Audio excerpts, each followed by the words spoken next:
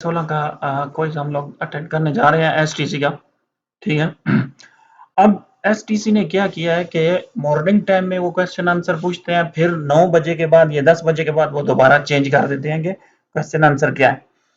तो आज का जो फर्स्ट आंसर है उसका नंबर है 4। Which day mark the beginning of Eid ul Fitr, उसका आंसर है 4।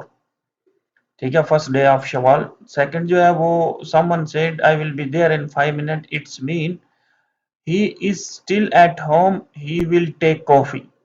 so mean इसके दो आंसर आप लोगों ने चूज करने हैं।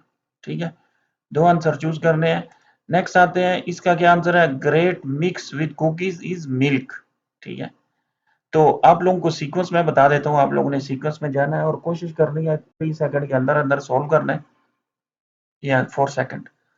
फर्स्ट का 4, दूसरे का 2 3, तीसरे का 2, और लास्ट में आप लोगों ने ऐड करना है किताब, QITAF, किताब। ठीक है, इसी तरह की और वीडियो के लिए चैनल को सब्सक्राइब करें, वीडियो को शेयर करें। मिलते हैं अगली वीडियो में, हमारे साथ रहें। अल्लाह हाफिज।